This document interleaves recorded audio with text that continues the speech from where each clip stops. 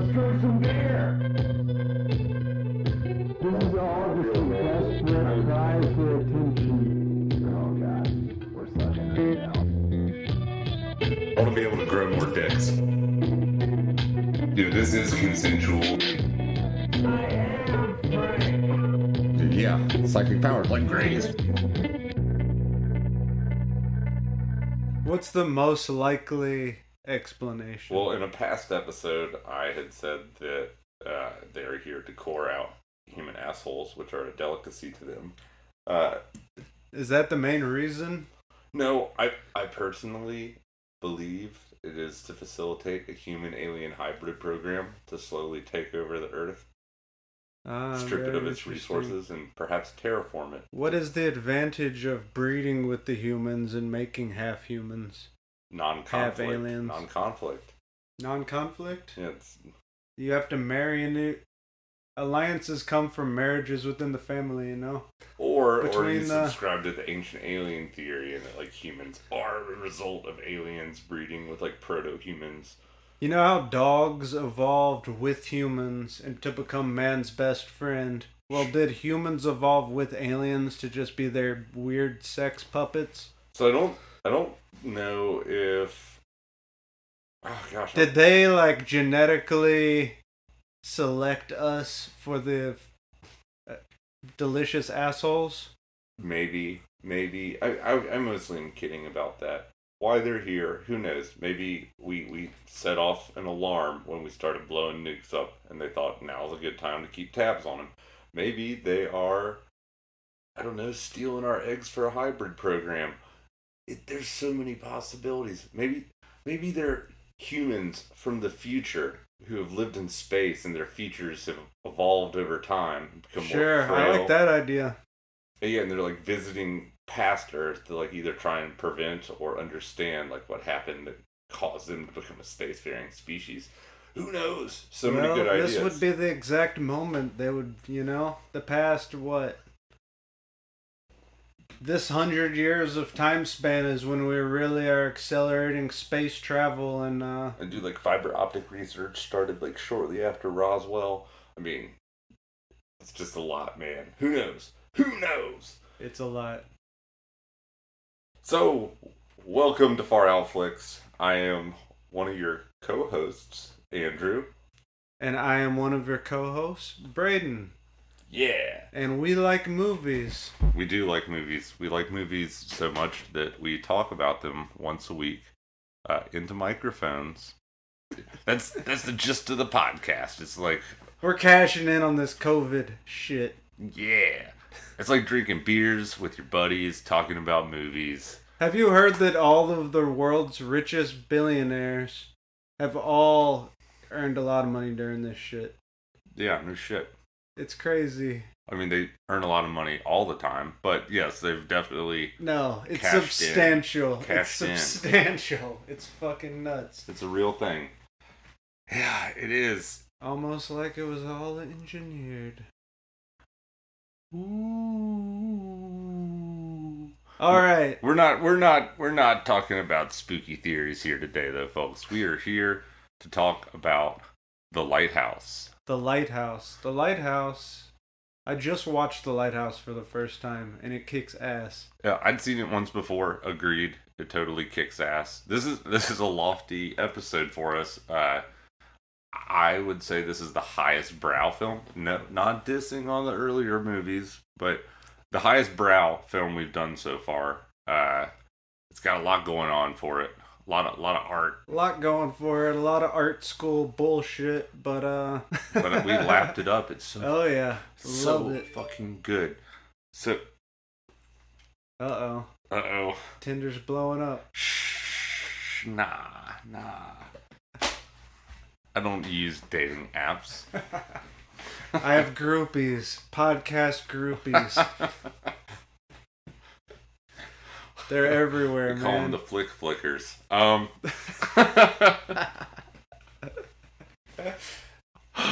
It's like the Sarah suckers from Forgetting Sarah Marshall. They've been Sarah's groupies. Hell yeah. Oh man. Gotta have them. It's not real until you have them. But this film is super, super, again, highbrow in my opinion. I feel like with these highbrow movies, they always. It's kind of like walking a tightrope when they're making these works of art, because sometimes it can be a little pretentious and try hard, and they have to get the right balance. Yeah. Which I honestly think this movie pretty much nailed. Yeah, it's absolutely my favorite film of 2019. Very Lynchian in many ways, fucking trippy. It kind of like, maybe it's just because I look for it everywhere in all media if I can find it, but it has some Lovecraftian vibes to it. Absolutely. In fact, it is in very black, much so. It's in black and white, and its aspect ratio is 119:1. So what does that mean? It's square. Square. It's square. It's square. It reminds me of another favorite film of mine, Call of Cthulhu, which is a black and white film made in, it's like 01 or 04. It's modeled after silent films, so like all dialogue is. I have not seen that one. Is that good? It's pretty sweet, man. Hell yeah. One, because it's in black and white, but two, just like the kind of aforementioned Lovecraftian element. Sure, I get down with that. I would do a Lovecraftian inspired film every single week if I thought that everybody would keep listening. Yeah, and there's just so much more also to see. I know. Honestly, you could even do a fucking just talk about a different story every week, and it'd be fucking cool. Yeah, I'm thinking maybe we do a kind of string of horror movies in October. It's kind of like a big tradition of mine. I watch That'd be badass. Fuck ton of horror movies. I mean, fucking all the movies, many of them we've done have a horror element. Correct. But that, you gotta let me stop letting me have any input whatsoever, because we'll just keep steering down that road all day. No, I love it though. It is. So, the basic premise of this film, which, actually, before we go into that, let's talk some shop about it. So this was written by Roger Eggers and his brother Max Eggers, with Roger Eggers being the producer and executive producer and director of it. I believe, was this their second feature film? Yes. I think it was. Yep. I think the only other big one they did was The Witch. Oh, yeah. Another A24 film, which, by the way, this is an A24 film, so Hereditary, Midsommar, Uncut Gems, just to name a few. Oh, yeah. I liked Uncut Gems. A few excellent films from all those said studio. So, yeah, it was made by the same... It was written and directed by the same guy who made The Witch, which I liked The Witch. It's if you liked that one, check that movie out. It's pretty good. Well, it's two period pieces, and effectively two slow burn horror period pieces, which is just all the genres I want. Yeah, they're both unsettling, and you kind of have to have some patience to watch them, but it pays off in just how creepy and weird they are. Absolutely. So the film basically follows this young man who has turned up at a lighthouse in New England, off the coast of New England. I believe so. And it's on an island in the middle of the ocean. Yeah, late 19th century. And he arrives at said island to work as kind of junior lighthouse keeper. A wiki. Yeah. So, the film starts out fairly slow. Basically, this young man arrives, and he basically gets all the shit tasks that nobody would ever want to do. So when he arrives, he meets there's two main characters of the movie. It's this guy who arrives, Winslow, who is played by Robert Pattinson, who we'll get to in a second. And when he gets there, there's an old man who's been keeping the lighthouse for decades or whatever. And he looks like the exact stereotype of a crazy old sailor. He's got a little pipe, a freaking raincoat, a big beard, Literally Irish like a peg accent, leg. a peg leg. He's a walking stereotype. Yeah, a caricature. Yes, and he's played by Willem Dafoe.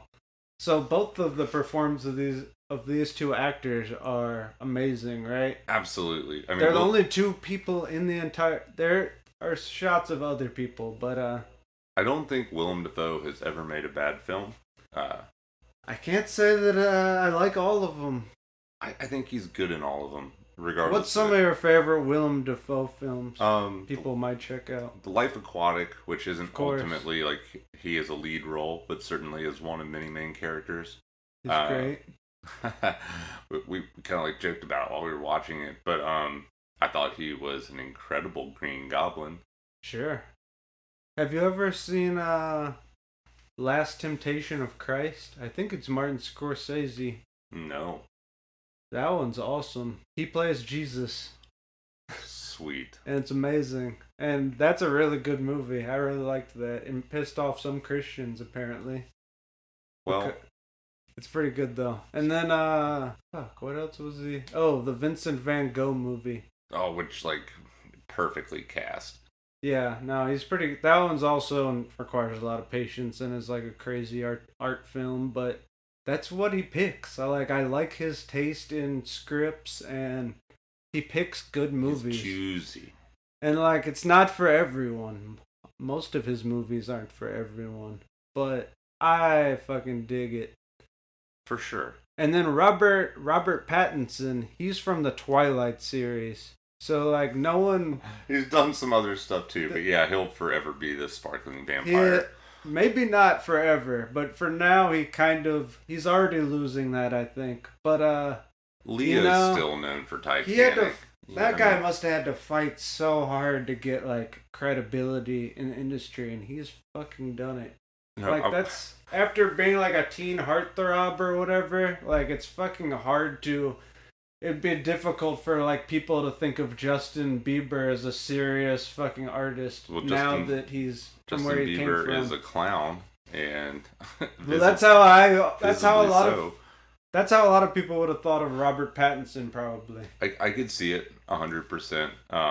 To speak to his credibility further, and I really hope it's not a fake mustache, but his mustache in this film is bitchin'.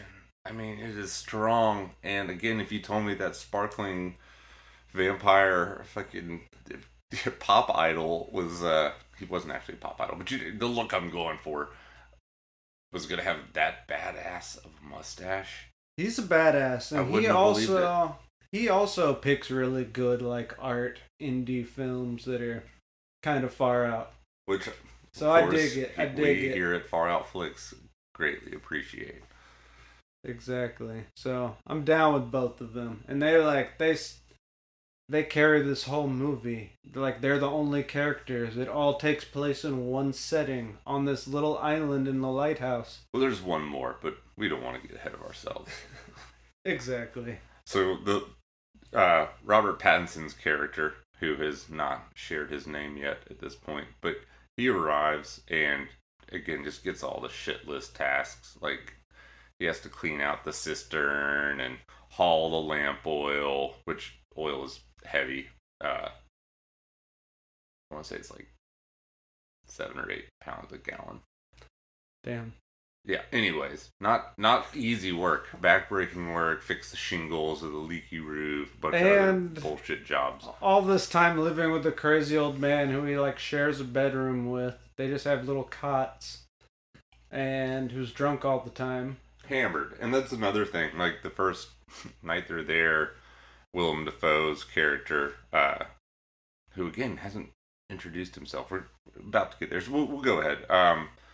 So Thomas Wake is Willem Dafoe's character.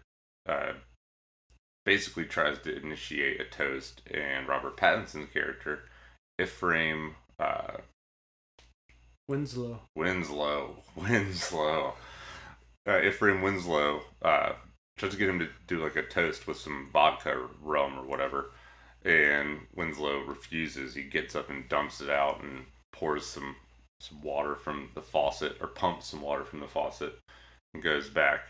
and you can see it doesn't like sit well. No, he with says Wake's he character. doesn't. He doesn't trust anyone who doesn't drink, and he's like, "What's up with this fucking square?" Yeah. He's like, "If you don't drink, you have to have a reason, or I'm not gonna respect you." Basically, yeah. So Ephraim takes like a sip of the water and spits it out because the cistern is bad. So what's that mean? It's full of shit.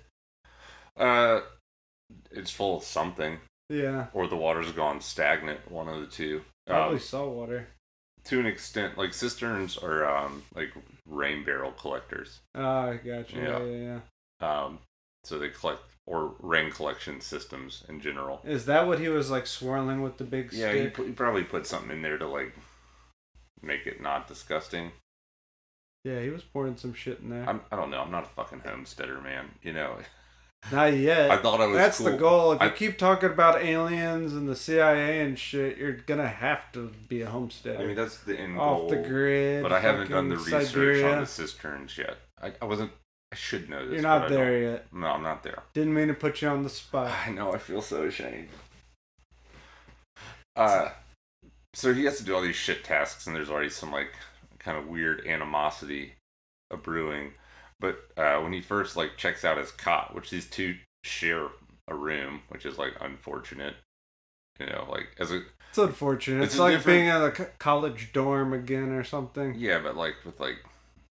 A old crazy, insane old man who hasn't left this island in years. Decades Yeah. and decades.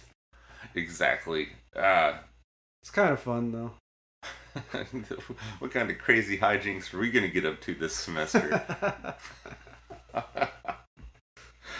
But he's like feeling his cot, and there's this hole, and he fingers up inside it real good. And It finds is sexual how he like fingers that hole in the bed. 2 fingies. Oh yeah, he goes in there. Yep. And he finds, what does he find? A scrimshaw. A scrimshaw. So for those of you that don't know what a scrimshaw is, it's an ivory carving that whalers used to make. I guess really popular among sailors. So it's like a scrimshaw, similar to like Japanese nitskis, which are another like ivory carving, although they're a little bit more varied. It's just carved right into the whale's bone, right? Yep. Yeah, those are cool, but whaling's not that cool. Whaling's not that cool. And people who make scrimshaws are called scrimshanders. Fuck them. Throw paint on them. They're killing the whales. Well, maybe it's like some of them do it like naturally, like a whale washes up dead, and then they get rights to the bones. Yeah. Of course, that's what they would say. Yeah, you're right. As they slaughter the whales. But he finds this scrimshaw of a mermaid, like tucked away inside the mattress. A topless mermaid with little wooden titties. Bone titties. Bone titties. There we go. Not wood. Bone.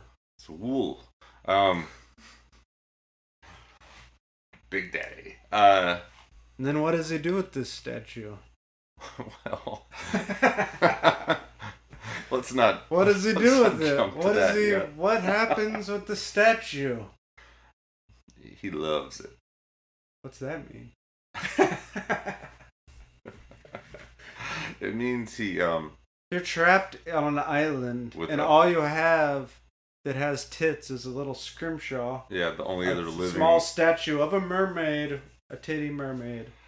You jerk off to it. like a horny 13-year-old with the Sears catalog. You're gonna spank that monkey raw.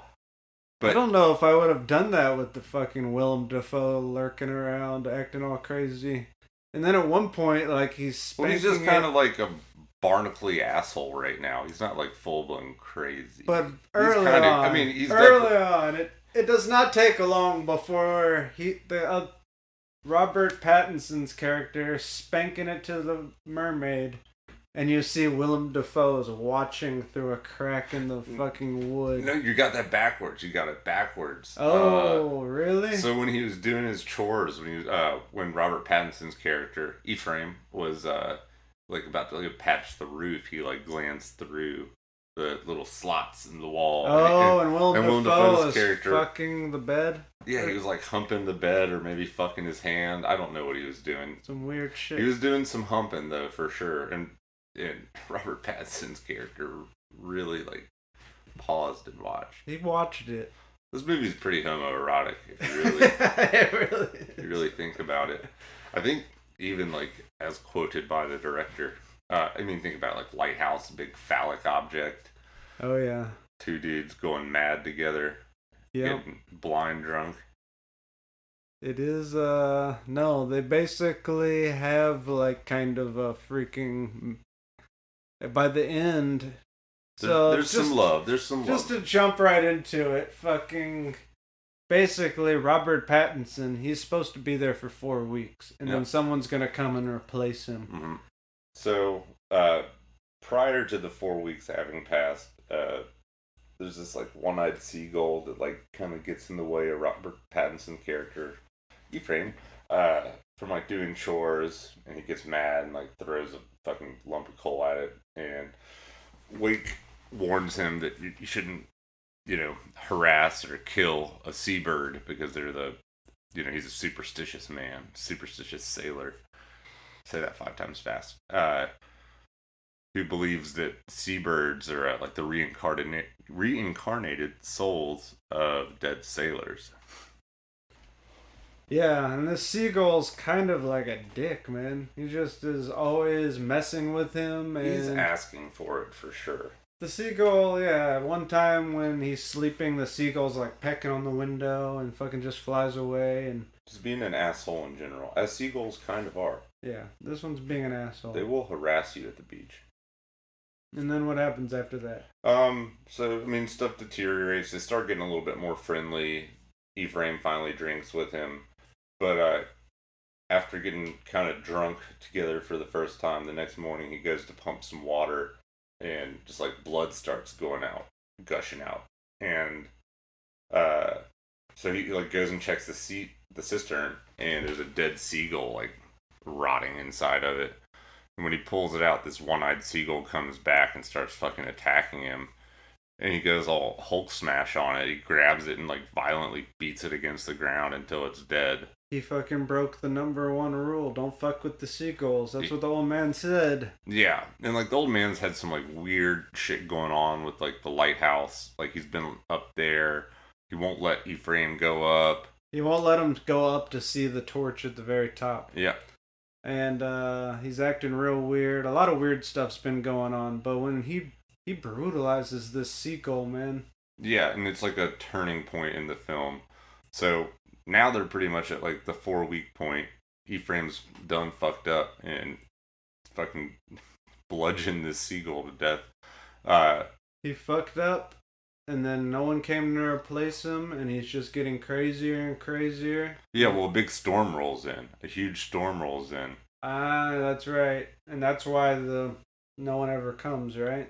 Basically. And like Wake starts, kind of like freaking out about the rations, and is saying, like 1 year somebody was stuck out here for 7 months because the storm just like wouldn't lift off the island, so nobody could get like vessels in. And this is like when Robert Pattinson's character, his mind like really kind of starts to break. Yes. And also Thomas Wake, Willem Dafoe's character, the old man. I'm just gonna call him the old man. The old man is like, yeah, the guy who worked here before you went insane and killed himself. Right? Yep. And now Robert Pattinson's going insane. He's drinking every night. They both are raging alcoholics. They drink all the booze, and then they start drinking like what, lantern fuel? Well, they dig up a stash of booze that the old man had hidden. And they go through that and like some real blind drunkery. Drunk as a sailor. And then eventually they resort to drinking turpentine and honey mixed together. And like, oh man, they really go nuts for that shit. Don't do that. They're pounding on their chests, hooting and hollering, screaming at the moon like legitimate lunatics. Which the word lunatic, if you break down like all the roots to it, is moon worshiper. Oh, really? Yeah. Interesting. Well... Yeah, Luna and then Tick. I heard those fucking Tide Pods will make you do that shit. Oh, yeah. Get you real high. So, they're really starting to go crazy. I guess Ephraim's still doing his chores, but then he comes in one day after having basically stumbled upon this mermaid on the rocks. Okay, so I really like this scene.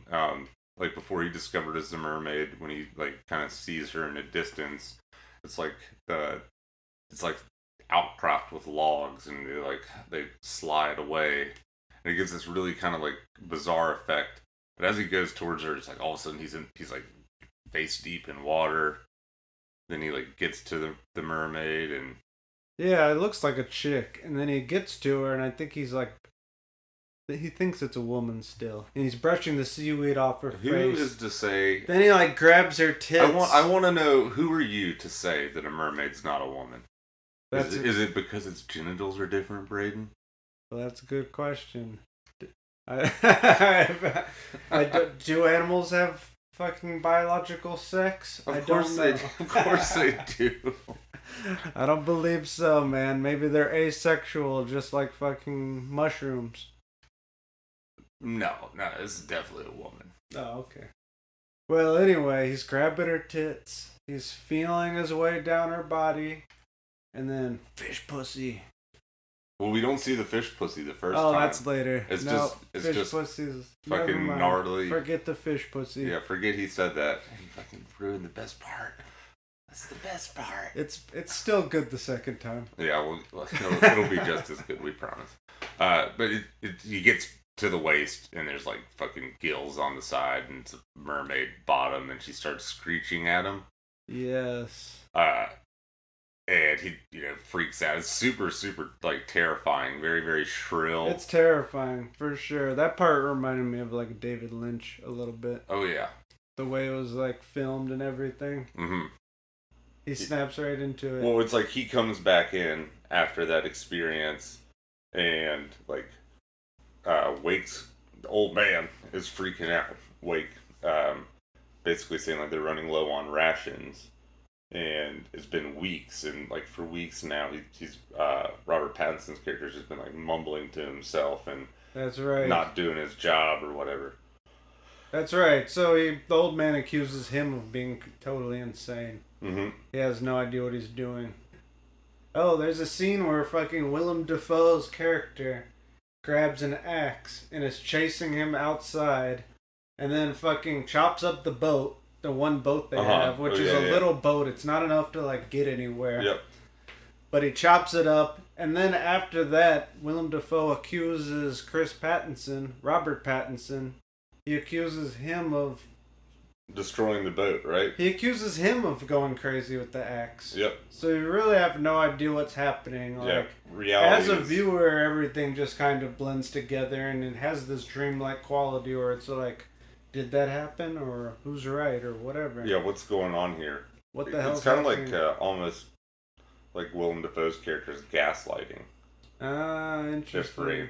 Maybe. Who knows? I mean, I'd still like to think there's mostly supernatural elements to this, but that's just like what I like. So take from it what you will. I think it's both. It's like most great stories work on some allegorical level as well. And also, they just have some badass tentacle monsters and mermaids and shit as well. Yeah, absolutely. And there is some supernatural shit that's happening, obviously. Everything is going to shit. This island's magical and fucking some weird shit's the going deity down. of the island's fucking pissed off or whatever because fucking the seagull got bashed. Don't do that. He told him not to do that. He did, and he fucking did it. Never hurt an animal. So, as, like, they dive further and further into fucking madness, basically one night when they're drunk, my favorite scene of this whole thing, Ephraim goes on a fucking tangent talking about how much how he would do anything to have a steak, and if he just had a rare steak in front of him, he'd fuck it. I'm not making this up. He said he'd fuck it. And Wake gets really, really hurt that Ephraim doesn't like his cooking. It really this is a great bothers scene. him. So the old man is sad Because at this point, they're like an old married couple. Yeah. They've been there for like shit. some undisclosed amount of time. They don't even know. And at this point, they really are like a weird old married couple where he gets all hurt that he doesn't like his food. You like me, lobster? You like me, lobster? I seen you. I seen you. You enjoyed it. And then fucking he's like about to cry. And then he has like a fucking mental break and like damns the guy, like puts a long-winded curse on him. And exactly. And that part's pretty fucking funny. And then they like fight. And then at the end he's like, I liked your food. It's fine. I still love you. Yeah, it was like a battered woman, unfortunately. Yes. So, I mean, at this point, like, madness has begun. It gets pretty weird. This Yeah. movie's all in black and white, by the way, and the cinematography is awesome. It is. It is. I really like the aesthetic. I like the setting, particularly. When I was kind of coming out of school, one career path I looked at was working on a research station in Antarctica. Partly because I love The Thing so much. Awesome. John Carpenter's The Thing. Awesome. But this film kind of like it scratches that itch just right for me. Hell yeah. So after their lovers quarrel about like, you know, fucking the food quality that was being presented, it starts to get real weird from this point. It gets real weird. So they're all drunk. Sometimes, like, they both take turns, like, being an abuser almost.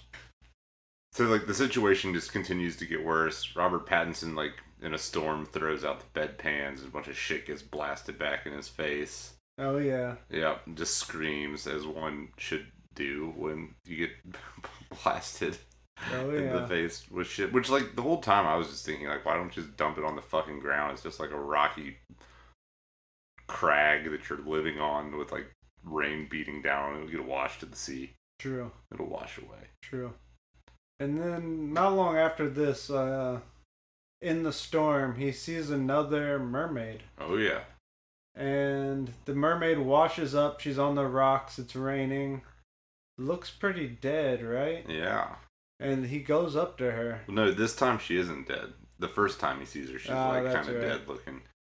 This time he just approaches and it's and he fucks the mermaid. It's got this giant fish pussy. Huge fish badge that he flails on top of.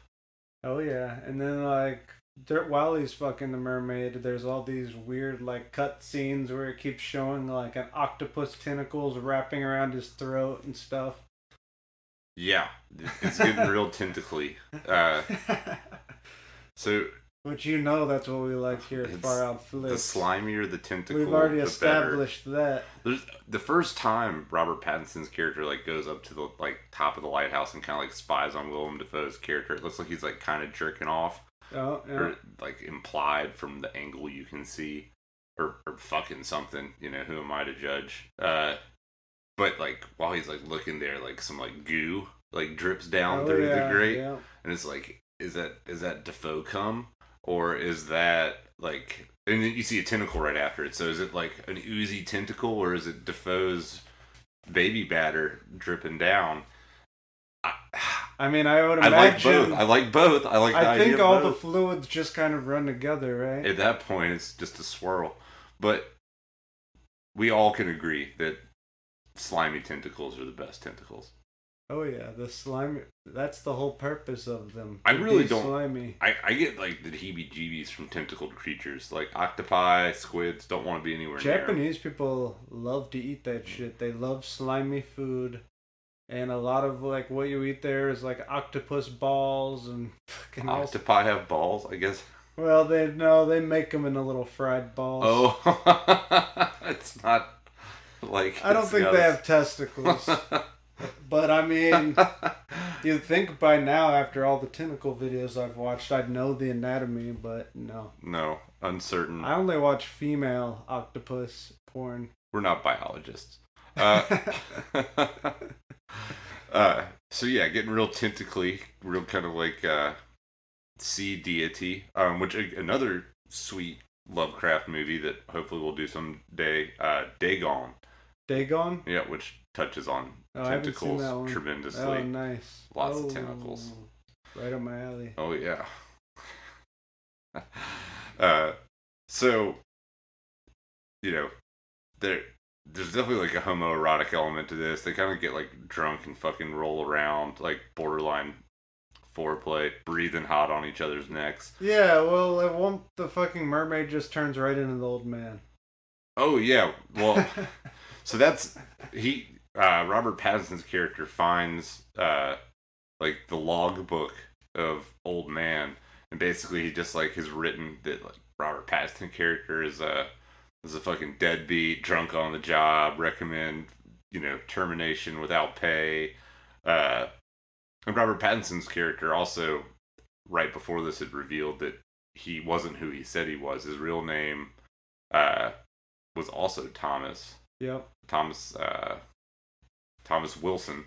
Yep, that's it. And when he was a logger, he'd watched his foreman basically get crushed by a bunch of logs, and he just like let it fucking happen. He just let it happen. Because the dude used to ride his ass, kind of like Willem Dafoe's character. Yep. He steals his identity because that guy's like, I don't know, doesn't have a shit record. So kind of like Willem Dafoe's character had like alluded to it super early in the film when he was like, "Why don't you drink? What brought you to the Rock?" And he's like, "Or did you go axe crazy, basically? Or did your foreman think you were gonna go axe crazy working the timbers?" Oh yeah, they go axe crazy. So Robert Pattinson's character fucking goes ultra violence mode once he figures out that he's been basically written up as a failure, and he begs and pleads like on his knees, which again like super super suggestive of the erotic nature. He's begging, "Don't make me beg. Let me see the light." He wants to go see the light, and he wants a second chance to do anything for it. And Willem Dafoe's character just like basically is like, "Nah, you're a failure." Yep. Which again touching on some Oedipal shit, like seeking approval of the father. And Robert Pattinson goes all ultra violence and beats the living shit out of him. And then like at one point when he's beating him, like the hands turn all feminine, the ones that are like resisting the beating, and like kind of finger his mouth some. Oh yeah. Just play with it a little bit. Smile like a donut for me. I don't want to know what you say to your girls, your Tinder dates. my Tinder dates. And then like he basically looks down, and it's like kind of like a mermaid till the face turns, and then it's like the mermaid but with Willem Dafoe's like cackling face. Oh yeah. And then there's this is when it gets pretty weird. The tentacles like appear all of a sudden, and they're like all wrapped around Robert Pattinson's neck, getting even kinkier with it. Now we're choking. We're not just tentacling. I didn't even know this movie was gonna have all this weird tentacle sex, and here we are. Here we are. Thanks viewers for choosing this one this week. That's right. The viewers chose this one.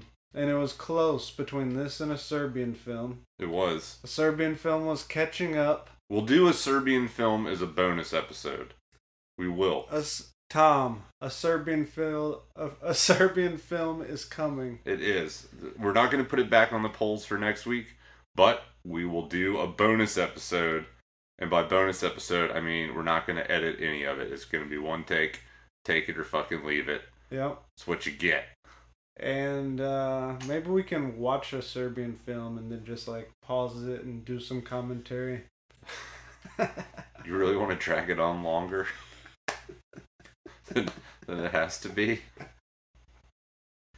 But so we'll see how that goes. Yeah. If we have to watch it, you fucks all have to watch it too. I would love to do like a live stream, but like we just like frankly don't have the budget to like pay for the royalties and not get sued.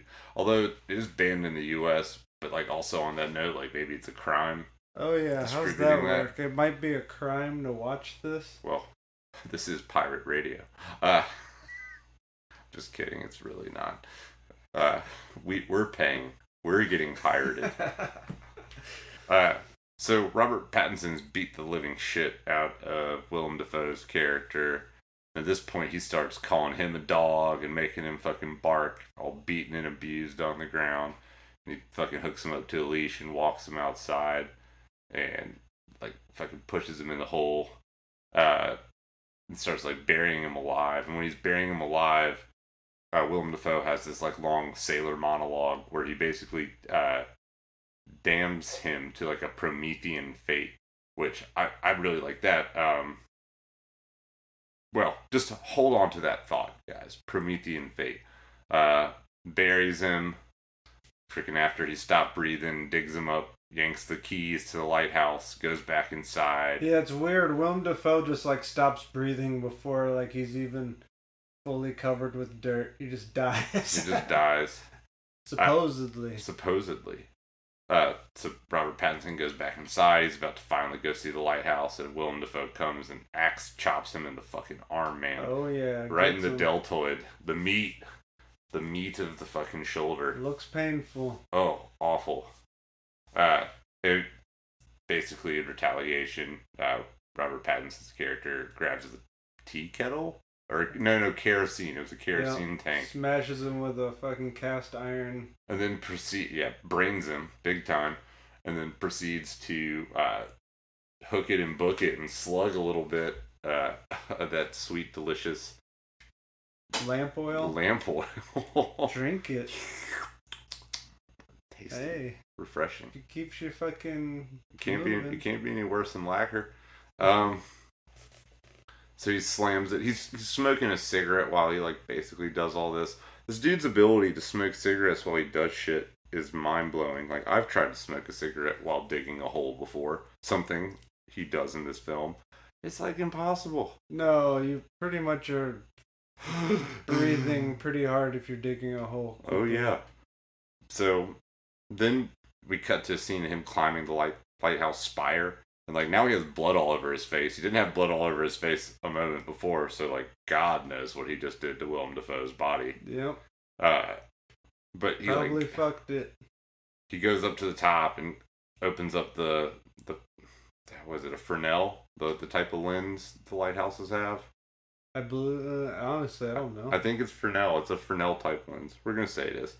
It's really cool looking. It looks like some alien technology. My grandpa used to have a bunch of old, like, railroad lights, like railroad signals, and they use that type of lens, and they're pretty cool. It's really cool how that thing looked. Pretty neat. So he goes up and he opens it up and like is basked in this light, and like shit gets real weird. Like he starts screaming. What's that Lovecraft story that you like? The one about the submariner? Is it called like The Temple or something? The Temple. It is The Temple. The Temple, yeah. This dude goes mad in a submarine, basically. A lot of analogs to this film. Kills all of his crew, and then at the end, he sees like some ancient ruins and a light outside the vessel, and he like gets in a diving suit and pursues it, and that's how it ends. Yeah. But the light like basks over him, and he just like starts screaming, and it's just like... This part was very David Lynch too. Oh, very. How he just kind of like shakes there in the light for like an awkward amount of time. Yeah, dude, it's like it's permeating his existence.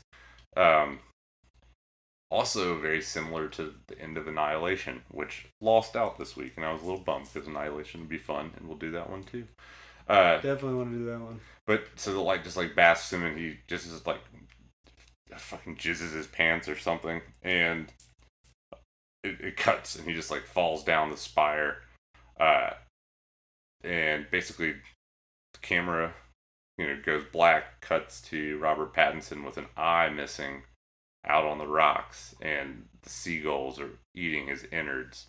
So back to that Promethean fate. So in Greek mythology, Prometheus was like the giver of fire to man, and his punishment for doing so, he like spent all of the rest of eternity like basically tethered to a rock, having his entrails ripped apart by an eagle or some other big bird. Damn. So like so like it's pretty like badass. yeah, and so basically like Willem Dafoe's character put like a fucking sea curse on him with his like weird sexual relationship, whatever fucking deity rules this. Prometheus, is he a Greek god? Yes. Very Not a god, but I think he's Greek mythology. Yeah, though. maybe he's a Greek god. I think not. I think he was like a messenger of the gods. Oh, okay. To the. There's a lot of Greek mythological imagery in this movie, like the siren on the rocks. Yeah, absolutely. And everything. Pretty sick. Pretty sick, and that's the film. It is just a story of madness and basically like fucking angering powers beyond you. You know. Hell yeah. That's my 2 cents. It also, in some ways, like it almost seems to take some inspiration from Jack Nicholson's character in The Shining a little bit. Absolutely, another fantastic story of madness. We'll definitely have to hit that one up one of these days. It's like my favorite movie. Yeah, I love that one. Yeah. Yeah, man. Really, really good. Really great aesthetic. Really good direction. Yeah, man. This was a modern film. The most modern or most current film that we've done to date. Very, very highbrow. Very, very unique. One of the most unique films I've ever seen. It's good. It's good. Yeah. You have to see it. Just hearing about, you have to see him fuck that mermaid. You got to see him fuck that mermaid and then like fondle Willem Dafoe. Oh yeah. Get choked by a tentacle. Anyone fucking, oh yeah. Oh yeah. It's not out of my mind. Willem Dafoe, man, he's a sexy man. Have you ever seen him in that movie where he's like, I think it's a Cronenberg movie where there's like a video game they go inside. It's not Videodrome, but it's a different one. And Willem Dafoe, I think, is in it, and he's like a bad guy. Man, I really think I have seen that. And he's like a super creepy like mechanic, I think. But not since I was like much, much younger. It's an older film, right? It's from like the 80s or something. Late 80s, early 90s. It's for sure Cronenberg? Yes. Existence. Have you seen Existence? I have not, and it's been on like one of the films I think he's in that, is he? Let's check her out. Doesn't matter. None of this matters. All right, let's wrap it up. Literally nothing matters. Willem Dafoe is in it. Watch that one. That's a good role from him. Yep. Okay, so ending in 3, 2, and 1. All right, well that is the Lighthouse. Thank you guys for joining us again. As always, please like, comment, subscribe. Subscribe now on podcast streaming services everywhere. Yep. We recommend Spotify. Just do it. Or wherever. Get it wherever you want. Spotify's the future, though, because they've bought up all the big podcasts. We believe in free choice, though. We want you guys to use whatever platform you're comfortable with. But when we go Spotify exclusive, don't be surprised. I mean, any day now, I'm expecting an executive to pull up in a limousine, invite me in, offer to give us a deal if I go down on him, and then I'll have to make that choice. There you go. Yeah, I mean, that's a choice that some people have to make, and I'm glad it's you. Not me. You're in that limo too, buddy. I mean, they've been ignoring all my emails, but I think it's just because they want it to be a surprise. They want it to be a surprise. Who doesn't like surprises? All right, guys, that's all. Thanks again. See you next week.